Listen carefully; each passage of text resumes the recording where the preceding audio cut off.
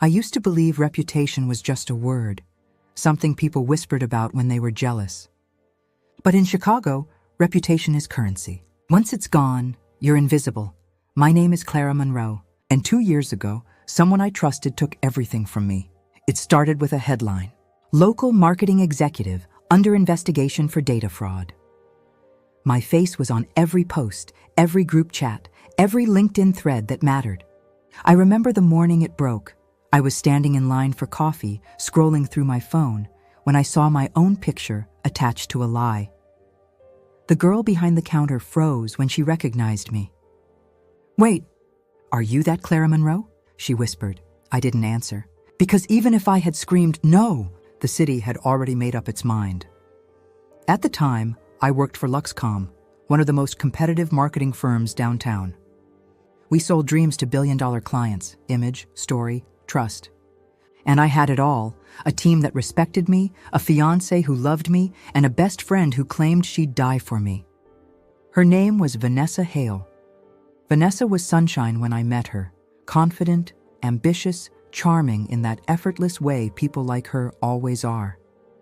She joined our firm as my junior, but within months she was sitting beside me in meetings, finishing my sentences, telling clients how much she'd learned from me. We used to laugh about late nights at the office. "God, Clara, when we make partner, let's buy matching Teslas," she'd say. And I'd grin, because I believed her. The day everything changed, she brought me coffee. Iced vanilla latte, extra shot, just the way I liked it. I didn't notice she'd stayed later than me the night before. I didn't notice she had access to my laptop. I didn't notice that she'd copied confidential campaign data to a flash drive with my name on it. When the internal audit began, she cried on my shoulder. "I'm so sorry, Clara. I can't believe someone would do this to you." And I believed that too. Until the email leaks surfaced, emails I supposedly sent to a competitor. My boss, Richard, called me in. He couldn't even look at me. "Clara, this is serious. The board wants you on leave until we sort this out." Leave. That word hit harder than fired. Leave meant we don't believe you anymore. The time they cleared my name, months later, Vanessa had taken my role. She'd become the new face of Luxcom, and my fiancé, Ethan, was suddenly posting photos from rooftop bars with her. Same smile, same words, same life. When the betrayal settled in, it wasn't anger that filled me. It was quiet, cold, a silence that hummed behind every heartbeat. I moved out of my apartment in the Loop, traded my skyline view for a dim room above a laundromat. Every morning, I'd walk past the billboards she managed. Her campaigns, her brand, her laugh on radio ads, and my name buried under her success. For months, I stayed offline. No social media, no calls, no friends. Chicago winters are cruel, but that one felt personal. Then, one evening, I saw her again. I was working at a small cafe near Lincoln Park, refilling sugar jars when she walked in. Vanessa, dressed in cream cashmere, heels that never touched puddles. She ordered without looking at me. Of course she didn't recognize me at first. My hair was darker, shorter. But when she did, her smile froze halfway through. "Clara," she whispered. I met her gaze and smiled. "Hey, stranger." Her eyes darted to my apron, the faded logo of the cafe. It was the kind of pity that kills slowly. "I heard you had a tough time," she said. I shrugged. "You could say that." Then she leaned closer, her voice honey-sweet but sharp enough to cut. "Well, I hope you're okay now. Everything happens for a reason, right?" I held her stare. "Yes," I said softly. "Everything does." She laughed, nervous, dismissive, and walked away. But her words lit something in me, something I didn't even know was still burning. That night, I lay awake replaying every lie she'd told, every door that had closed because of her. And I decided I was done surviving. It was time to rebuild, strategically. The first step was learning. People forget that revenge isn't rage, it's discipline.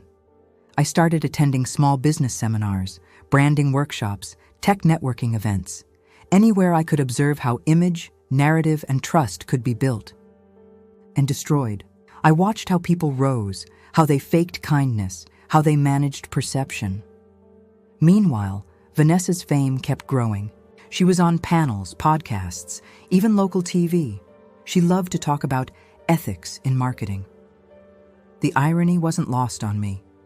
One night, while scrolling through an event page, I saw a name that made my breath hitch: Ethan Hale. He'd married her. The same man who once told me, "You're my forever." The caption read, "Ethan and Vanessa Hale, Chicago's power couple in branding." I laughed, out loud, alone. Revenge isn't about doing what they did to you. It's about making them watch themselves crumble. So I created someone new. I built a fresh identity, new email, new portfolio, new past. Clara Monroe disappeared. Clara Ward emerged, a quiet, competent strategist who'd worked abroad and returned to Chicago for a new challenge. It took 6 months to perfect her. The tone of her emails, the subtle confidence of her resume, the network of connections I'd built online. Even her accent softened, more Midwestern, less sharp. When I applied for a position at Halo Marketing, a rival firm of Luxcom, they hired me immediately. And guess who their biggest competitor was? Vanessa's company. Working across from her world again felt intoxicating. Every morning, I'd see her in the news feed, her photos, her interviews. Every night, I'd study them. Every blink, every gesture, every weakness, I learned her patterns. Her reliance on public approval, her obsession with control, her fear of imperfection. And I began to build something, an invisible mirror. I'd craft small stories online under fake profiles, subtle hints about Luxcom mishandling data, Vanessa taking credit for others' work, rumors she treated interns badly, just whispers at first. Then I'd let algorithms do the rest. Chicago loves a scandal, especially when it's beautiful. Within weeks, forums were buzzing. Is Vanessa Hale overrated? Luxcom toxic culture? She didn't notice at first. But I did. The shift in her eyes during interviews, the way she started glancing off camera, correcting herself mid-sentence. Fear, like perfume, spreads before it's noticed. I kept playing the long game. When Halo landed a pitch against Luxcom for a major hospital rebrand, I volunteered to lead the presentation. Our client contact? Ethan. He didn't recognize me either, not right away. The darker hair, the new name, the cold smile. Clara Ward, he said, shaking my hand. You look familiar. Maybe I just have one of those faces, I replied. During the meeting, Vanessa joined via video call. When my face appeared on screen, she froze. Ethan looked confused. Vanessa, you okay? She blinked hard, forced a smile. Fine, just bad connection. I ended that meeting with a single line. At Halo, we believe truth is the foundation of every lasting brand. She knew what I meant. Over the next few months, her perfect image began to slip. Anonymous tips, coincidental leaks. A client left them abruptly after ethical concerns. Her LinkedIn followers started asking uncomfortable questions, and every time she tried to fight back, the internet twisted her defense into arrogance. Because by now, I understood what she feared most, not being believed, exactly what she'd done to me. I watched from the shadows as she unraveled piece by piece. And for the first time in 2 years, I felt alive. But revenge, I learned, is addictive. You tell yourself you're almost done, that one more move will be enough. It never is. One night, I got a message from an unknown account. We should talk. I know what you're doing. Ethan. My pulse spiked. Was it possible he'd figured it out? He asked to meet at a quiet bar on the river. I went. When I walked in, he was already there, older, more tired, but still the man who once said he loved me. He smiled weakly. You changed your name, but not your eyes. I sat down. What do you want, Ethan? He sighed. I want to understand. Why this? Why now? I leaned forward. You married the woman who destroyed me. He looked down. I didn't know. Not at first. But lately, I see it. She's not who she pretends to be. He hesitated. She's scared, Clara. Really scared. I smiled. Good. He shook his head. You think this will make you happy? You're starting to sound like her. His words hit somewhere deep, but I pushed them away. Tell her, I said, standing up, that I'm not done yet. And I left. That night, rain hammered against my apartment window as if Chicago itself wanted me to stop. But I couldn't. Not yet. There was one final piece missing, a public confession, and I knew exactly how to get it. End of part 1 continues. Immediately in part 2, with the setup of the final, psychological confrontation and the twist ending, I spent the next week living inside strategy. Every line of code I wrote, every post I seeded, every whisper I placed in a forum was one more thread tightening around her perfect world. But this time, I didn't want her career ruined. I wanted her truth, spoken in her own voice in front of the same people who once worshipped her. The opportunity came wrapped in irony. The Chicago Marketing Alliance was hosting its annual summit, broadcast live, streamed everywhere. Vanessa Hale was scheduled as the keynote speaker. Topic: Authenticity in the Age of Influence. The universe has a cruel sense of humor. I volunteered our firm, Halo, to sponsor a panel at the same event. It meant backstage access, shared media feeds, the same press pool. While my coworkers celebrated the exposure, I was planning a confession. Using credentials I'd created under Halo's IT system, I arranged a mirrored live stream, an exact replica of the official feed, except one difference: a pre-recorded clip, carefully edited, set to play when Vanessa began her closing speech. The clip wasn't mine. It was hers. Snippets of voice notes she'd once left on my old phone, small talk, jokes, strategy sessions. But one file stood out. I had found it months ago while digging through an old backup. It was Vanessa bragging to a friend after my firing.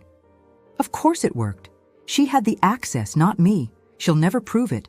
And if she does, I'll cry. People always believe the tears. That was my bullet. The morning of the summit, I dressed in black. Not dramatic, just professional. Hair tied back, minimal makeup. The kind of look that disappears in a crowd. When I arrived, the convention hall buzzed with cameras, screens, and nervous assistants clutching coffee. Vanessa's face beamed from banners hanging 20 feet high. Integrity, vision, trust. The irony almost made me laugh. I stood behind a lighting rig, headset on, pretending to check cues. From where I stood, I could see her pacing behind the curtain. Perfect posture, perfect smile, a bundle of nerves wrapped in Chanel. For a second, I almost admired her. Almost. The host introduced her. Applause erupted. She walked on stage, waving gracefully, glowing under the spotlight. "Thank you, Chicago," she began, voice smooth as glass. "Tonight, I want to talk about honesty, about what it means to show up as your real self." If irony could kill, the audience would have dropped dead. She clicked through slides, her confidence rising with every laugh. People adored her again. But when the countdown on my laptop hit Auro, I pressed enter. The house lights dimmed for a video interlude, supposedly part of her presentation. The big screen flickered. Then her own voice filled the room. Of course it worked. She had the access, not me. The room froze. Vanessa's smile collapsed mid-word. Her mic squealed. "She'll never prove it. And if she does, I'll cry. People always believe the tears." Gasps rippled through the crowd. Phones lifted. Someone whispered, "Is that her?" Vanessa lunged toward the console, shouting, "Stop the feed! That's not—" But the damage was already done. The clip looped twice before cutting to black. Silence. Then the roar of 100 notifications as reporters scrambled online. I slipped out the side door before security reached the booth. Outside, snow was falling, soft, slow, almost peaceful. That night, every major outlet ran the story. Marketing icon exposed by her own words. Screenshots, transcripts, commentary. By morning, Luxcom had suspended her. By noon, the board demanded her resignation. Vanessa Hale disappeared from the skyline she once ruled. And me? I waited for satisfaction to hit. It didn't. Just a hollow quiet. 3 weeks later, I received an email from Ethan. Subject line, "She wants to see you. Curiosity 1." We met at a small rehabilitation center on the outskirts of the city. Not the kind with addicts or criminals, One for exhaustion, for people whose minds fracture under pressure. When I walked into the visitor's room, she was sitting by the window. No makeup, no heels, just a paper cup of tea trembling in her hands. "Clara," she said softly, "you won." I stayed standing. "Did I?" She gave a weak smile. "You ruined me." I tilted my head. "You ruined me first." "I know," she whispered. "I told myself you deserved it, but I don't even remember why anymore." She looked fragile, almost human. And for the first time, I saw what revenge had cost both of us. On my way out, Ethan caught up to me in the hall. "She's not eating," he said quietly. "She keeps asking if you'll forgive her." I looked at him, the man who'd once promised me forever. "You think forgiveness fixes this?" He sighed. "No, but maybe it fixes you." I left without answering. Weeks passed. Vanessa's scandal faded into the next viral disaster. People moved on. But my name didn't return to the headlines because I hadn't used it. I was still Clara Ward, invisible, safe. Then one morning, a letter arrived. No return address. Inside, a single line written in delicate handwriting. "I finally understand what you felt. I hope someday you'll let yourself live again." Sai folded the letter and placed it in a drawer. I didn't cry. I didn't smile. I just felt tired. That evening, I walked down to the river. Chicago shimmered in reflection, cold glass and warmer lies. For the first time, I looked at my own reflection in the water and didn't hate the woman staring back. She wasn't the victim anymore. She wasn't the avenger either. She was simply someone who had survived both. The wind carried the faint sound of church bells across the bridge. I whispered to the city that had watched it all. "It's over." And for the first time, I almost believed it. Sometimes revenge doesn't give you peace. It gives you perspective. It teaches you the weight of silence, the cost of obsession, the illusion of justice. I thought I took her life back, but maybe I just took my own.